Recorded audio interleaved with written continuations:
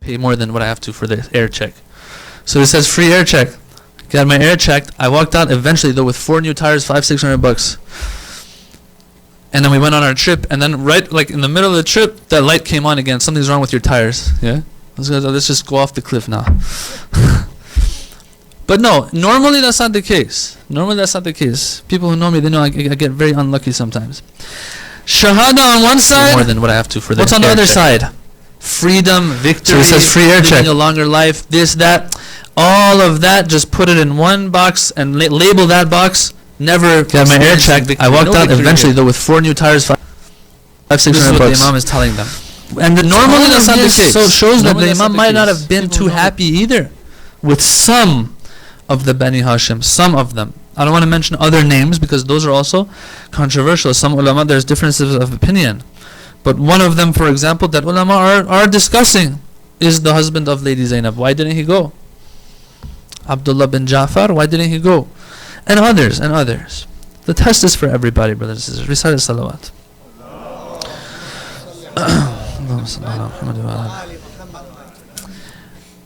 Okay, moving on. A letter to the people of Basra now. The Imam, sometimes we don't know this, the Imam wrote letters to different people of different places. It wasn't just one letter to Kufa. He wrote letters to different places, sent messengers around to get the message across. One of them is someone by the name of Sulaiman. Sulaiman, and they say different things about him. Some say he was a servant of the Imam. He sends him to Basra with a letter to the noble people of Basra, the noblemen, the elites, the ones whom everyone looks up to. The letter was given to this person. He goes. Now, let me just tell you this before I read the letter. And I want you to understand how good the evil enemies of Islam work, how hard they work, and then how lazy people like me are. Ubaidullah bin Ziyad was the governor of Basra. A letter comes from Yazid to Ubaidullah that you better rush and go to Kufa. Why? Because someone by the name of Muslim ibn Aqil is in Kufa. He is leading a revolution there, and he's taking bay'ah from people, and there's this incompetent ruler or governor there by the name of Nu'man bin Bashir. He's not taking care of business. He's not apprehending Muslim. He's telling the people, as long as you're not drawing your swords against me, I'm not going to fight you. And Muslims just walking around, Muslim ibn Aqil is just walking around getting bay'ah from everybody, and they're ready for Hussein ibn Ali to come so that he becomes their leader. Go, O Ubaidullah, go to Kufa and take care of business. Now, right here I have to say, this Nu'man bin Bashir, he wasn't incompetent. Pay attention to this point. They thought he's incompetent. Nu'man bin Bashir was one of the lovers, buddies, best friends forever of Muawiyah. Nu'man bin Bashir, the governor of Kufa, when Muslim ibn Aqil came, I'm going slow so you can follow. I know there are names that are said in history that you might get confused on. This guy, he is one of the Ansar, Sahaba. Ansar. He has the Medal of Honor of being the first one to be born when the Prophet entered Medina from Mecca, when he migrated to Medina. By the way, this isn't too much of a Medal of Honor. It's not something that he did, you know. I mean, that's the thing. Like sometimes we these are medals of honor for some individuals. He had nothing to do with that. Or like they call Muawiyah the uncle of the mu'mineen. Well, it wasn't up to him that his sister became the wife of the Prophet, or that he was born in a family that one of the girls of that family became the wife of the Prophet later. And since she was the wife of the Prophet and she is the mother of the believers, so her brother is going to be the uncle of the believers. These things aren't in their hands. These aren't real medals of honor. These aren't real merits. But anyway, when you look up this person by the name of Nu'man bin Bashir, one of the first things they say, he was the one that was born first when the Prophet came to Medina. Wow, man, this guy's good. He timed it right. So he's one of the 2 Ansar. To be one of the Ansar is an honor. One of those companions of the Prophet who let the Meccans come and live with them in Medina. He's one of the Ansar. He's one of the Medinans. He's from Medina. But now, everything we said so far about the good stuff, he did some things that destroys all of it in the Shia school of thought's opinion. What did he do? He was one of only 2 Ansar to be on Muawiyah's side in the Battle of Siffin. You look at the roster of Muawiyah, right? It's all losers when it comes to like great figures. When you look at the roster of Imam Ali ibn Abi Talib in the Battle of Siffin, you see stars, man. Superstars. It's an all-star team right here. They're the best, like shining names. But this guy, he's one of the few that might be somebody because he's one of the Ansar. He's on that side. There's Nu'man bin Bashir. He was like this with Muawiyah. So let's not call him incompetent. Why? Because he had learned from Muawiyah that you don't mess with Hussein. He was just continuing the policies of Muawiyah. And Muawiyah has just died. So this guy that's in Kufa, he's looking, Muawiyah just died. Let's continue his policies, right? So don't tell me that he was incompetent. As a matter of fact, he had learned very nicely from his friend and master Muawiyah that you don't mess with Imam Hussein. So if Muslim is here, I'm not going to draw my sword. But now Yazid has taken over. He doesn't think about these things. His father told him not to mess with Hussein, but he still did. So of course he's going to send a letter to Basra, to the bloodthirsty Ubaydullah ibn Ziyad, who is the governor of Basra, so that he goes to Kufa and takes care of business. Alright, point I want to make here is, look at how hard-working Ubaydullah is. Once he gets this letter, he's like, get ready, we're going now. But he does stay behind for one day, for a reason. Why? He makes sure that he arrests this Suleiman who brought this letter, and makes sure he's executed, and then he goes. He's like, okay, we killed one of the messengers of Hussein here, let's go to Kufa and kill the other messenger now, Muslim ibn Aqil. That's what he does. But it's interesting when you read this part of history how he did not hesitate. They even say there were some Shia in his ranks that were kind of like spies for the Imams. And when they found out that he's going and he was taking them with him, they would throw themselves on the ground, try to come up with excuses to put off this trip to Kufa. He said, I'm not going to look at, I don't care what anyone's doing. I'm going to Kufa. They weren't able to stop him. He went. And he made it to Kufa. Alright. This is the letter that Imam Hussein has given to Suleiman. There's something that in it we want to discuss. A few points that we want to discuss in it. He says, verily Allah chose Muhammad sallallahu alayhi wa alihi wa sallam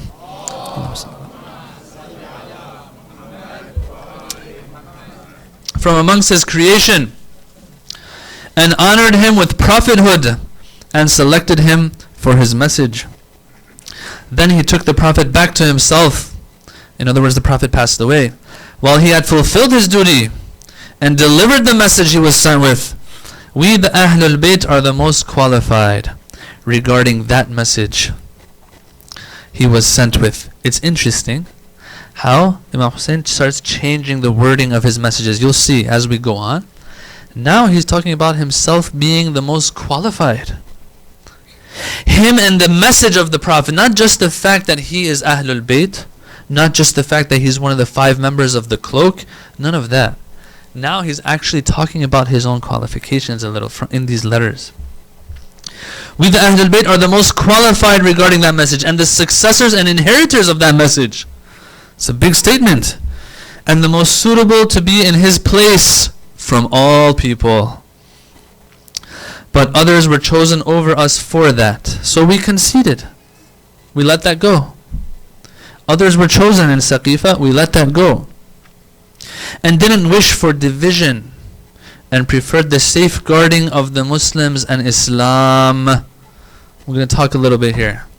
All while we knew this right belongs to us, and not to those who have taken it. The letter goes on. I'm going to get to that part later. Let's talk a little bit. What does Imam Hussein say here? He says, we didn't wish for division and preferred the safeguarding of the Muslims and Islam, although this right belonged to us, but this is what we preferred. That's wisdom. You weigh things out and you take the side of that which has more advantages. Very simple. But some people don't do that anymore. Emotions, too much. Emotions are God-given. They are sacred. Emotions, anger even, is something that's God-given. If used in the right place, it can do wonders. But if it's not used in the right place, it can cause major problems as well. Here the Imam is talking about wisdom. You know where else one of the Imams talks about this? Ali ibn Abi Talib, he talks about this in Nahj al-Balagha, in khutbah, his famous khutbah. The khutbah where it's called Shiqshaqiyya. where it's shiqshaqiyya. If you want to translate it, it'll be the khutbah of venting. The Imam is venting in that khutbah, talking about what happened to his khilafah and so on. There's one part though that's very important. We should write this and just like put it in front of us. He says, then I began to think. Once they took my right and I wasn't Khalifa anymore, then I began to think. Okay, so number one, people, brothers, sisters, we have to think a little bit. Yeah? Can't just like do things ad hoc. No. Think. Then I began to think whether I should assault and fight for my right, or endure calmly the blinding darkness of tribulations wherein the grown are made feeble. These tribulations are so bad and so heavy that someone who is grown up becomes old and frail and feeble because of that pressure. Imam Ali is under that much pressure. And the young grow old in. And if you're young, you grow old under that pressure. And the true believer acts under strain till he meets Allah on his death. It's so much pressure that you're going to be living under that pressure, but eventually you go and meet your Lord apparently. I found, this is the part I want you to hear. I found that endurance. So I thought, weighed it out. I found that endurance from there on was wiser. Wisdom. Now you tell me, brothers and sisters, if our ulama, 50, 60 years they've spent on the hadith, all of the hadith of the A'immah, and they're pious individuals and they want the best for Islam, if they have a priority list, should we not adopt that as our own priority list? Because they have the qualifications for it. When I say ulama, I'm not talking about myself. No. When I say ulama, I'm talking about the ones who have spent their lives in the sources. And we know that they're trustworthy. We know that they're pious. We know they have the best intentions. The Imam here says wiser. Now some people come out and they say, I don't care what happens. I'm going to say this, I'm going to do that. While the Imam is saying wiser. So I adopted patience, although there was pricking in the eye. Yeah, in Iran, back then when I was younger, I was driving motorcycle a lot because I didn't have a car. One time I was driving this motorcycle, a little bit, I don't know what it was, went into my eye, right? And it was so bad, God protected me, I didn't crash. Because once that went in, I lost control of everything. I just wanted to get that out of my eye. I might not have been here right now. No helmet either. Very bad. So, the Imam says it's like that. It's like a thorn in the eye. That's how it was for me. For 25 years, think about it, a thorn is in your eye. This is not exaggeration.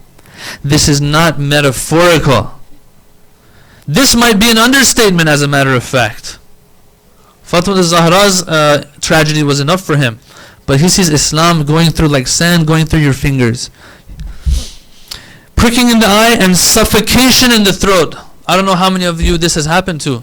When something gets stuck in your throat, you don't know what to do anymore. You reach for anything. You slam yourself against the wall. You want to get that out because you need oxygen. He says, that's how it was for me for 25 years. So if it's that hard, Ya Ali, just do, mess things up, fight, assault. He says, no, wisdom dictated something else. This is one of the tests, brothers and sisters. These are the tests that I'm talking about that are new. That in every era is going to be a different test. We have to understand what wisdom dictates in scenarios. And for that, either I'm an expert or I go to my experts, inshallah. Imam Ali is looking at the bigger picture. Islam itself is in danger. I'm going to keep quiet. Look at this hadith now. That Imam al-Sadiq, he narrates. He says, قال لما قدم علي بن الحسين وقد قتل الحسين بن علي استقبله. That when Imam Hussein was killed, Imam al-Sajjad returned. He came. استقبله إبراهيم بن طلحة بن عبيد الله. A person by the name of Ibrahim comes and receives the Imam and tells him, وقال يا علي بن الحسين, O Ali ibn al-Husayn, من غلب? Who won this whole battle now? You've been through all of that which you were through. I don't know if he meant something by saying this, if he meant something bad or not. I don't know. I don't think so. But O Ali, O Zayn al-Abidin, You went through all of this, and eventually it's as if you didn't really, you came back without Hussein. What kind of gain is there? You went with Hussein, you came back without Hussein. Is there a victory? Who won here? It seems as if he might be implying that, hey, you did this, but you didn't come back victorious. I want to give us an example of the bigger picture that our Imams had in mind. What did Imam Sajjad say? It says, Imam Sajjad, his head was covered, and he was in the mahmil on the camel. He said, إِذَا أَرَدْتَ أَن تَعْلَمَ مَنْ غَلَبَ. This is so beautiful. If you want to know who won the battle, who was victorious out of all of this, فَأَذِنْ ثُمَّ أَقِمْ. Say adhan and then say iqamah. And the hadith ends. In other words, what is said in adhan and iqamah? Ashhadu an la ilaha illallah is said. Tawheed. Ashhadu anna Muhammadan Rasulullah is said. Nubuwah. Allahumma salli ala Muhammad wa Muhammad. Salat, which is the Amud-ud-Din and the pillar of Islam, is upheld. Just the fact that you can say adhan and iqamah and it hasn't been lost and forgotten, that itself, all of this shows who the victory was for. And it shows us what the fight was for. The fight was for Islam. This is the bigger picture. Ali ibn Abi Talib, he says this. Imam Hussein says this in his letter to Basra. And Imam Sajjad is saying this. They're all saying the same thing. Islam. Preserving Islam, preserving Islam. So should we not be after preserving Islam? It doesn't say tashayyu'. Islam. Tawheed, Nubuwah, Ma'ad, these are usul-ud-din. Imamah is, of course, without Imamah we believe that it doesn't count for a person who knows that Imamah has to be adopted. But some people don't know about Imamah. We can't necessarily say they're outside of the religion now. I'm not saying this. Our greatest ulama are saying this. If anyone wants sources, Bismillah, come, I'll show you later. From Allama Tabatabai all the way to ones who are still alive today. They say this straight up. A person who doesn't know the true path, but tries their best and identifies the wrong path as the right path, it doesn't necessarily mean they're going to go to hell. Allama Tabatabai says this. I'm not saying this. So go find him. His address buried in the haram of Imam Bibi Ma'suma in Qum. Find him there. Islam has to be preserved. Islam apparently means something very broad here. Alright. The bigger picture. Now, let's go back to the letter of Basra. So, just so we're not lost, the letter of Basra, the Imam mentions how the right was taken from them, but they kept quiet. Imam Hussein said that. I gave you an example of Amir al-Mu'mineen saying the same thing in Nahj al-Balagha. I gave you a hadith from Imam Sajjad showing us what the bigger picture was that they had in mind. Aqim, adhin thumma aqim. Going back to the letter now, the letter to the people of Basra. I have sent to you my messenger with this letter, and I am calling you to the book of God and the sunnah of his prophet. For verily the sunnah has been killed, and bid'ah has been given life. Therefore, if you heed what I am telling you, I shall guide you to the right path. Wassalamu alaikum wa rahmatullah. If you follow me, I guide you to the right path. It's interesting that the Imam is saying this now.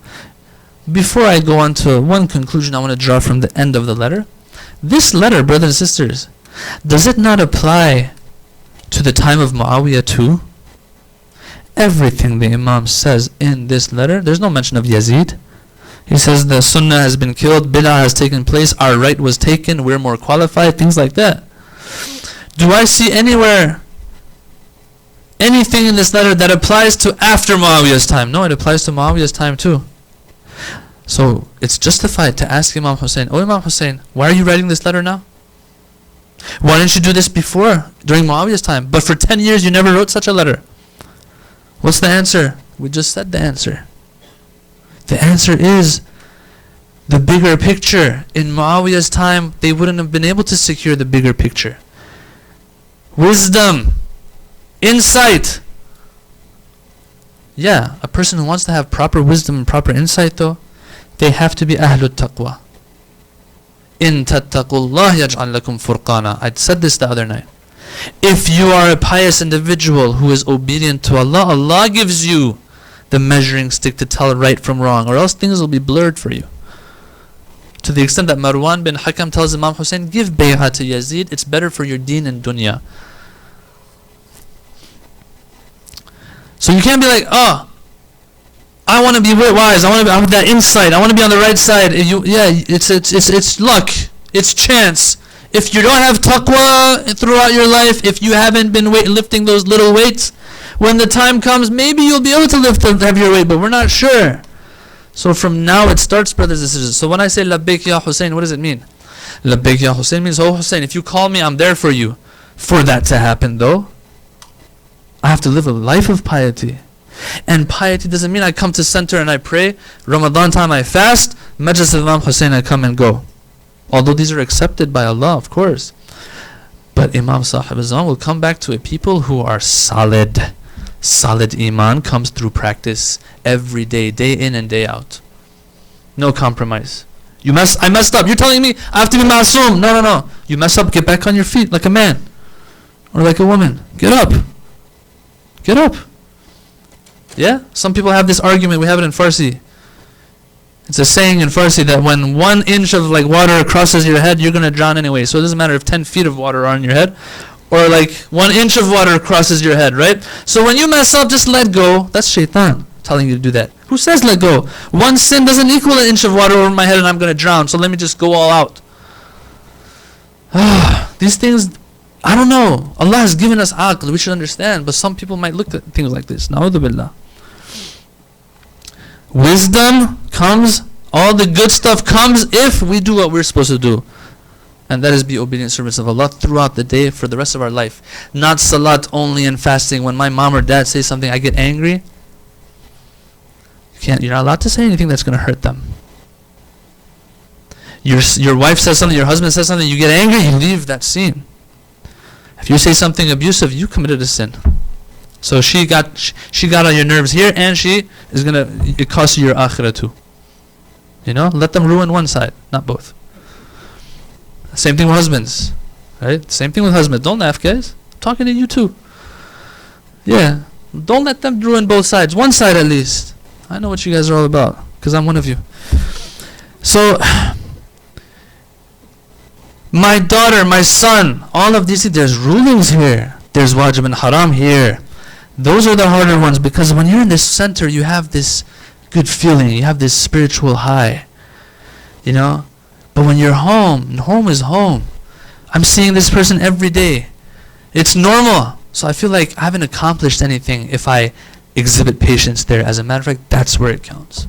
That's where the magic happens. The biggest, best akhlaq lesson is in the home. And now I want to have wisdom and insight so that I can identify the Hussein of my time and the Muslim aqil of my time. I'm talking to myself too. Alright.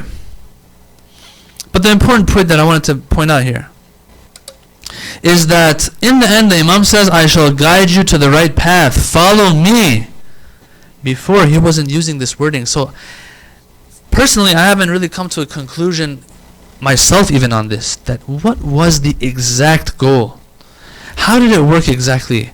Was it something that slowly developed into Ashura? Of course, we all know Ashura was going to take place. This was the only option and all of that, true. But historically, is it something that someone would have in mind from the beginning that I want Karbala to happen? Or no, you're going to let it unfold and develop?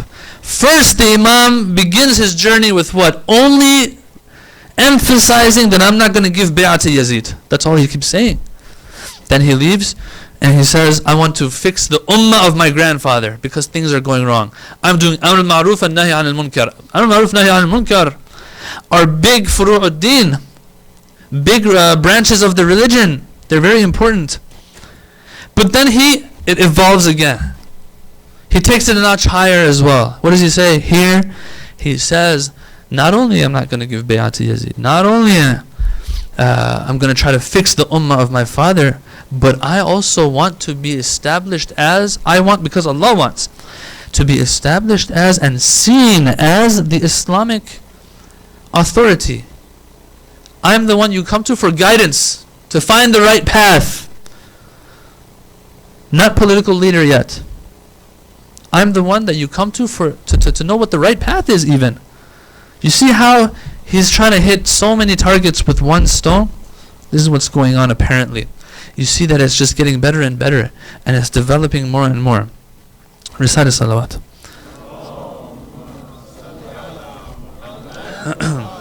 Which brings us to his response to the letter of the Kufans. Bismillah ar-Rahman ar-Rahim.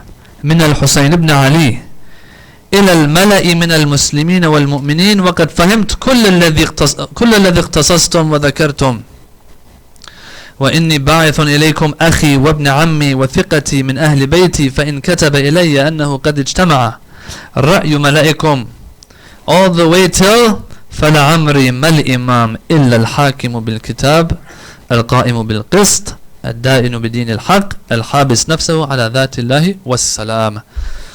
The Kufans, they find out that, oh, Imam Hussein doesn't have a place and he's kind of wandering the lands of Hijaz. They say, let's have him come. We don't have a leader. Oh, Hussein, come be our leader. We need a leader. Muawiyah is dead. And we're revolting against the governor of Kufa, Nu'man bin Bashir, the guy that some people thought was incompetent, but he knew what he was doing. We're revolting against him, we're not cooperating with him at all. Look at that. Everything is ready for you to come and take over. What does the Imam say in response to these letters? He says, Bismillah ar-Rahman ar-Rahim. From Al-Husayn ibn Ali to the nobles of the believers and the Muslims. He says, Hani and Sa'id, two of the people that they had sent from Kufa, have brought me your letters. They are the last two of your messengers who have come to me. So apparently different messengers were coming. They were coming, trickling in, bringing messages. So up to 12,000 letters, some say, had reached the Imam, or maybe even 18,000 from the people of Kufa, that we're ready for you, please come. They've brought me your letters, they are the last of your two messengers. I have understood everything which you have described and mentioned. The main statement of your great noblemen is this: there is no Imam over us, therefore come. Through you, may God unite us under truth and guidance. This is what you guys are telling me. This is what I understand from all the letters that have come. These are the common grounds that I find in your correspondence with me. And then he goes on. He says, I'm sending you my brother Muslim al-Aqil, who is my cousin and my trustworthy representative from my household. If he writes to me that the opinions of your leaders and the men of wisdom and merit among you is the same, if he goes and he checks it out and he verifies that it is the case, that you guys really want me to come, the way you have described to me in your letters, I will come to you speedily, inshallah. And we wish, Muslim Aqil wished that his letter had reached the Imam, that don't come after what they did, after how they betrayed him. But the Imam is now rushing towards Kufa. Once this letter, he sends it with Muslim, and Muslim responds to him. He says, I will come to use God speedily, inshallah. For by my life, he makes a general statement here that should be echoed throughout time and history.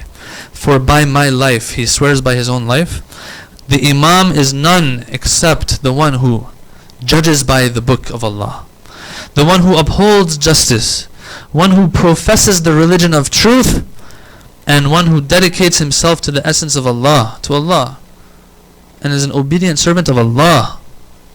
For him everything is Allah. That's important. His priority is God. Now here in this general statement, what do we see? We see a fourth point. 1, no bay'ah with Yazid, we already covered that. 2, Islahu ummati jaddi, I want to fix the religion of my father, the ummah of my grandfather. We saw that. Number 3 was, I want you to understand that you come to me for guidance. Sometimes you have a person that you go to for guidance and you have a political leader. Number 4, here in this letter, he's talking about an Imam now. Not Imam in the Shia school necessarily, no. Imam meaning the person who leads the Ummah. In other words, the Khalifa of the Muslimin. Now he's talking about this. He wants to be their political leader as well. See how it just developed slowly to this. Now some might ask, well, isn't he an Imam already? Doesn't he, yeah, he is an Imam for the Shia, but not for everybody. He's not leading. Another person might ask, well, but he knows that the Kufans are going to betray him. Why is he still going to Kufa then? Brothers and sisters, let me just say this in a nutshell. The knowledge of an imam is a mystery. Really it is. I've heard ulama say this myself, that the ilm al-imam, we don't have enough work that has been done regarding it. Going to our sources and being able to understand what this imam, the knowledge of an imam is. If you're going to ask the question, why did he go to Kufa if he knew this was going to happen?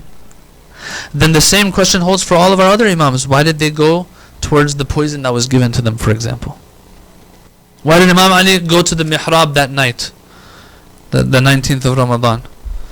The night of the 19th. Why?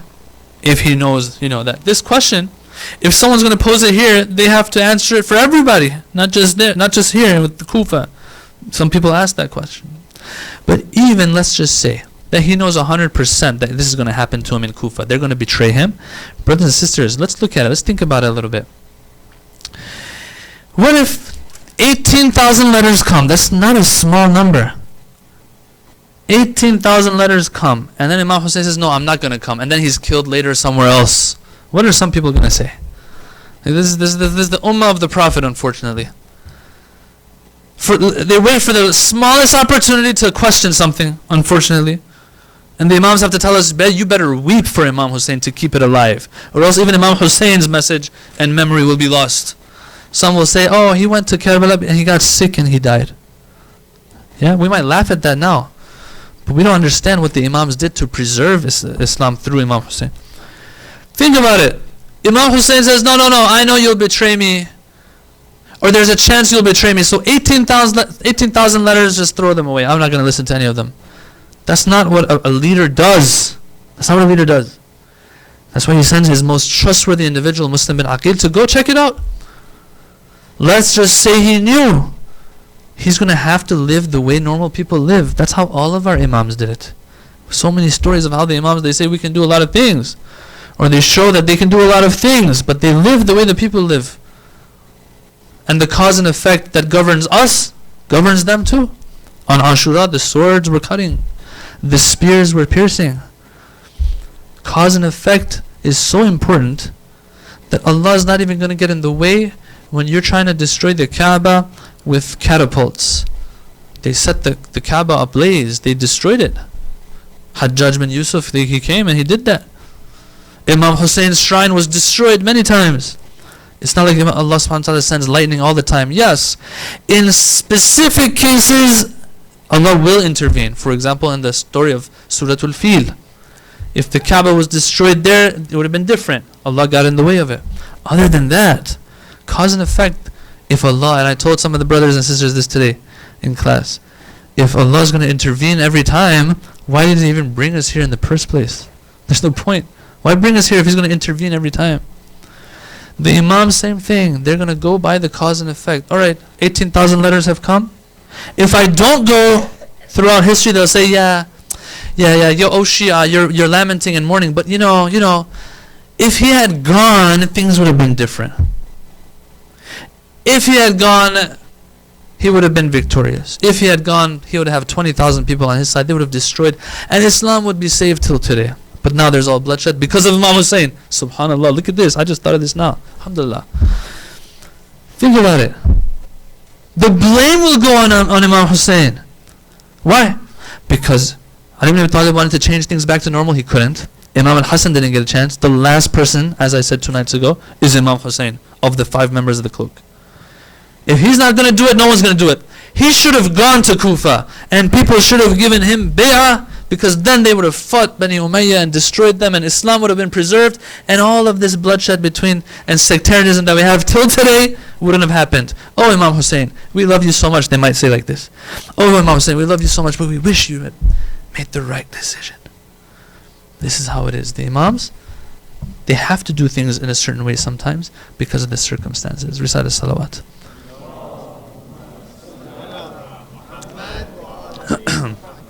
Assalamu alayka ya Aba Abdullah. We sometimes forget, brothers and sisters, and it's not our fault that we forget, that Lady Zainab, she had 2 sons that she lost in Karbala. Look at how much love Lady Zainab has, that till today sometimes we forget that there was a big sacrifice that she made with her 2 sons. But the love of Zainab for Hussein is so great, it doesn't let us sometimes remember other things. And it hurts sometimes. Oh Lady Zainab, please let us understand your grief. Understand how much what you went through. SubhanAllah, some of these, in Farsi we call them Ahl Dil, the ones who are spiritual and have reached certain levels of spirituality, they tell you this. It was a question for me, how come when I go to Karbala for the first time in my life, I just look at Imam Hussein's shrine, but I can't do anything? Oh Hussein, all my life I've heard your musibah. All your life I've wept for you and cried for you and I've been in love with you, but now that I'm in front of you, I don't know what to do. Either I have to kill myself, or I have to just be quiet. You're dumbfounded. Some people, they go through that. These spiritual individuals, I've heard them say this, that when you go there, Lady Zainab doesn't let you get out of control. We wish that we could show how much we're upset about what happened to Abu Abdullah al-Hussein alayhi salam. One of those things that sometimes gets in the way is the love of Lady Zainab for Imam Hussein. We forget. When Lady Zainab's name comes up, we just remember those last moments when she was bidding him farewell. And it tears us up so much that we forget that she herself had 2 children that she lost on Ashura, and in the worst of ways. And she did that herself. They could have gone better, but just to be careful that Imam Hussein isn't upset, isn't hurt, doesn't lose some hope, she made sure that they go without even maybe hugging them goodbye.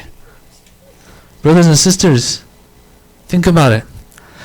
You have a child with terminal illness, and that child is going to be gone in a few days. You're going to be with them as much as you can.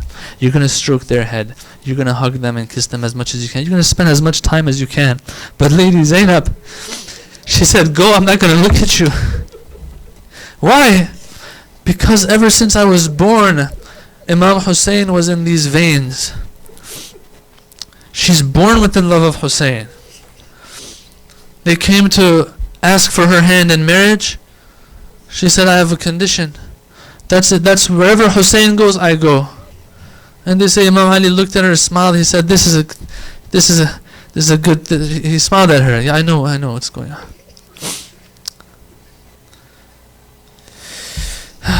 She says, I have this condition. Ali smiles. She knows what's coming. Her marriage happens with the love of Hussein. She puts a condition there. So you don't think her children will be born with the love of Hussein? How much these children loved Lady Zainab, and how much they loved their uncle Hussein. What do you think Lady Zainab has been teaching these kids all her life? The love of Hussein. If all of you were in Karbala, you would have given your children for Abu Abdullah. Lady Zainab, she doesn't want to give her children. You don't think she wants a share of the sacrifice? She calls her sons and says, go sacrifice yourselves for Hussein. Look at the wording, brothers and sisters. One is with Abu Abdullah al-Hussein, when he tells Ali al-Akbar to go. But when Ali al-Akbar is going, they say Imam Hussein holds his beard and puts his hand up to the sky that, oh Allah, this is a hard tragedy for me. But when Lady Zainab is sending her sons, you don't see anywhere that she said, oh Allah, I'm sending my sons. This is a hard tragedy for me, give me patience. She says, go sacrifice yourself for Hussein. Finished. She's the one, they say, who fastens their belts. She's the one to put on their helmets, but these helmets are too big for these little kids. So she has to put cloth in these helmets and then put the helmet on their heads so the helmet doesn't fall over their eyes. She might be happy that, alhamdulillah, at least I don't have girls here. I have boys. They won't become prisoner. They will actually die for Hussein. Akbar went and was cut to pieces. Why shouldn't my children be cut to pieces? My children aren't any better. My children aren't any thirstier than Ali al-Akbar, who came back and couldn't breathe because he was so thirsty. Let them go. Don't bid me farewell in front of Hussein. I don't want him getting upset that I am getting upset because you're leaving. Go, don't turn back. Hussein is everything for me. Zainab is in love with Hussein. I won't even watch you from in the tent. I'll close the tent's door. I won't even know what's going on the battlefield. They went and fight. They went and fought. First Muhammad is killed, and then Aun is killed. Then Abu Abdullah picks up these bodies and he comes back to his sister. I have brought you back your children. You gave them to me safe and sound, but look at what they look like now. You gave them to me safe and healthy, now they're torn to pieces. Lady Zainab says, I gave you a gift, I will not take it back. As long as they've been sacrificed for you, that is enough for me. Some might say Zainab doesn't have any emotions. What is wrong with Zainab? Does she not have emotions? But Lady Zainab has all of the emotions that you can find. If you know why, do you know why? When Ali al-Akbar fell to the ground, this same Lady Zainab ran to the body of Ali al-Akbar among all of the enemies. Amal Fadl al-Abbas has to protect Zainab as she goes to the side of Ali al-Akbar. Oh, son of my brother, what have they done to you? Only Allah knows what went through the heart of Zainab when she sent off these two little ones. Lady Zainab, please give us a little bit of this love so we die for Abdullah. Zainab bint Ali wants a share of the fight. She cannot just sit and watch, she also wants to sacrifice. But all she has are her two sons, Amin and Muhammad. They are only little ones. Oh Hussein, don't worry if they are torn to pieces. I promise no matter what, that they will give their uncle their very best. La hawla wa la quwwata illa billah al-ali al-azim. Wa sayalamu alladhina zalamu ayya munqalabin yanqalibun.